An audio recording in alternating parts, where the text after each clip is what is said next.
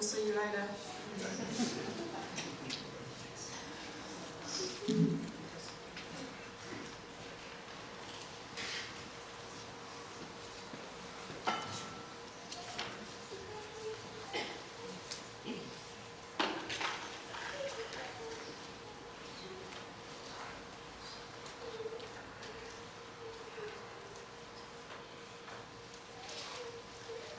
And there are musical genes in the family. I think some of the family want to do a musical tribute now.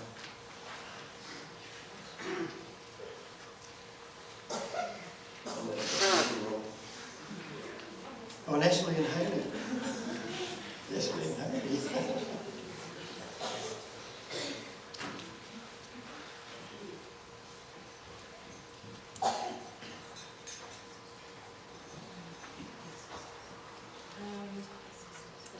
Our tribe was too big for all of us to talk, so we're representing us. I'm Natalie, Ingrid's third daughter, and Nana's fifth granddaughter, child, sorry. And I'm Haley, Ingrid's fifth child. Sorry to count. Nana's seventh grandchild. There's 18 years difference between our oldest brother Jared and our youngest sister Kalani, but when we talk about Nana, our memories are actually quite similar, how we remember her growing up. It's funny because we used to always really look forward to visiting Nana in Wellington, and when you're a child it's amazing what impresses you. And we grew up living in a one-story house, and we used to think we had the richest Nana in the world because she had 2 stories. So we would always love coming to visit Nana. She always had really exciting, pretty things for us to look at, crystals and glassware and really awesome things that we wouldn't see at home. So to us, Nana was always the richest lady in the world, and she lived next to a golf course, which was also very foreign to us. And one of the things we used to love, well, me and Nick, they won below me, we used to love going over there and running through the golf course. And we didn't know you weren't supposed to pick up the golf balls at the time. We'd run around there picking up and collecting all the golf balls. It was one of our favourite things to do. And the other thing we really loved about going to Nana's house was she had a sunroom. And we thought that was the greatest thing in the world. So as soon as we'd go to her house, the first thing we'd do is run and sit in her sunroom and pretend we were on holiday. Yeah, we always thought that Nana was perfect. Like, her house was just so perfect. Everything was in its place, and we were so scared to touch anything because we didn't want anything to move. And even just the way that Nana was, she always dressed perfectly. Her hair was always nice, and even when she cooked us dinner, she was just dressed nice, and her food was perfect. And that's just how it was. Nana was always really young and beautiful to us growing up, and very cool. She was always the cool Nana. Even when she got a lot older, and a lot of us as adults didn't really get to spend as much time with her because we were all in different places in the world. Just the fact that she was emailing us, we just thought she was awesome. And she could use a computer.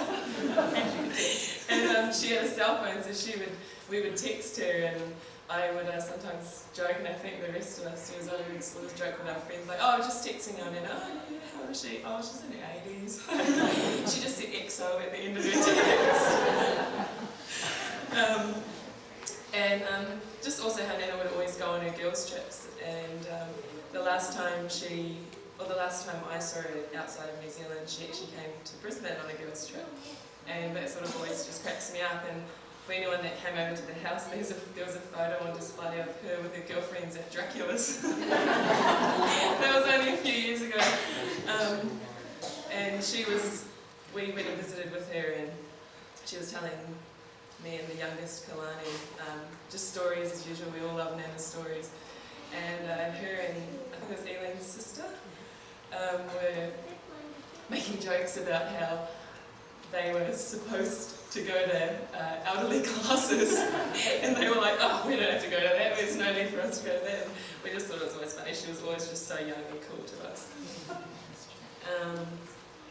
Just as I said before, as we got older, we all kind of went elsewhere, and that was mostly because of sport. And as Auntie Carla and Nana, oh sorry, Mum, we have too many grandchildren now, we just call them all Nana. As they already said, Nana was a really good sportswoman, and so we really can thank her for all of our sporting genes, and it's sport that's taken us elsewhere. So as adults we haven't really been able to spend as much time with her, but whenever we would be playing or performing, Jaden does a bit of performing arts, and Dot, you went with her to watch Jaden perform. We've got a photo for you, I think. And, you know, she would always try to get out there and watch us play, and we were always really proud to play or perform or whatever it was in front of Nana. The two that aren't here, Nick and Kalani, Nick especially just really wanted us to make sure that we told Nana that he really loves you, and he's really sorry that he couldn't be here today. That he misses you, and he's really looking forward to seeing you again one day. Thanks. Now you read. Thanks for that. Mum really just wanted us to read this poem that she believed is what portrays Nana. It's called A Mother's Love. A mother's love is something that no one can explain. It is made of deep devotion and of sacrifice and pain. It is endless and unselfish, and enduring come what may, for nothing can destroy it or take that love away. It is patient and forgiving when all others are forsaking, and it never fails or falters, even though the heart is breaking. It believes beyond believing when the world around condemns, and it glows with all the beauty of the rarest, brightest gems. It is far beyond defining, it defies all explanation, and it still remains a secret like the mysteries of creation.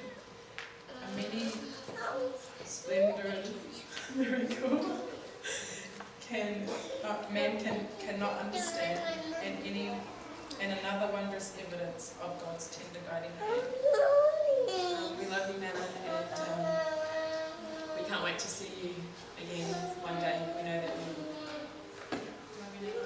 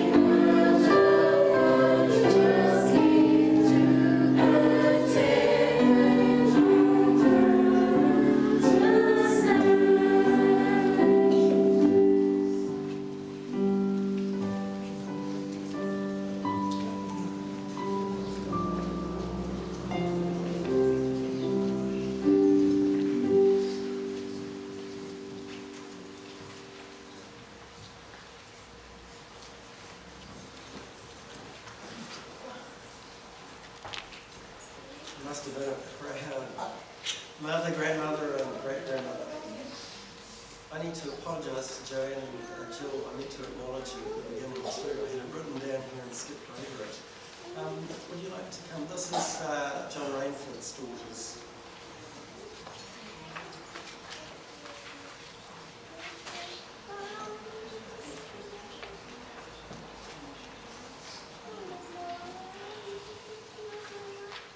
With the little ones.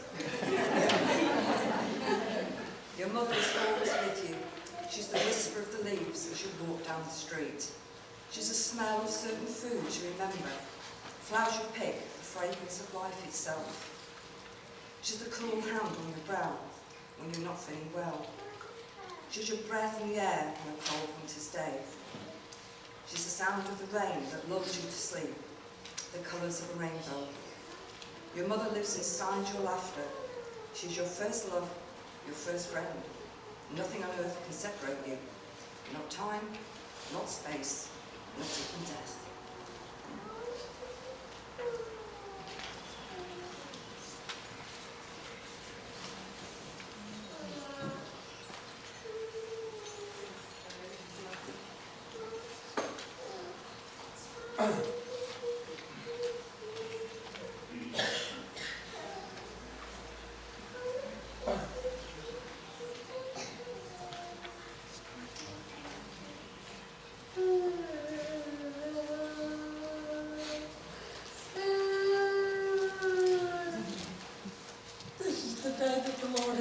Let us be glad and rejoice in it. Rejoice for a life that's been well lived. I'm Elaine and I'm one of Carla's spunky cohorts from the iHome. Carla opened a home to us for the last few years for home group, and it was just lovely. We had some lovely times. We all like our hugs, yes we do, but we all like Carla's baking as well, which was even better. I first met Carla 13 years ago when I first came to Wellington. I joined the same home group and I met Carla, and I was going over to Australia for my holidays, and I asked the home group, I said, who wants to come with me? And she put up her hand, she said, I'll come. So we went off with another friend, Barbara. We had a lovely time. We shopped and we ate. We clocked up $250 excess luggage. And I'm not going to tell you how many kilos. Our friendship really cemented over those holidays, and we've been very close ever since. I have lovely memories of our time together. She was like a sister to me. Lovely memories of dancing around the lounge room to Andre Rieu, of giggling like schoolgirls at silly, silly things. And we just enjoyed each other's company. And then along came Dot. And we were known, as you heard before, as the Three Musketeers. We were inseparable. And we just enjoyed so many holidays together. My sister would come over from Australia, or we'd go to Australia, and we'd have holidays together. I wasn't going to mention the bossy bit, but there were occasions when she could be bossy.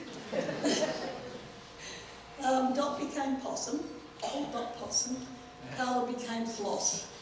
She used to take me to task for calling her Floss. Don't call me Floss. But I kept calling her Floss. She saw me through some very hard times and was always there for me. Gave me a helping hand in many, many ways.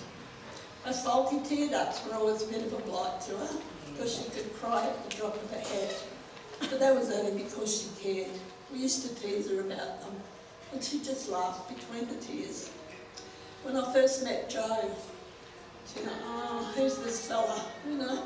But they became really, really good friends, and Joe used to tease her about being his other girlfriend.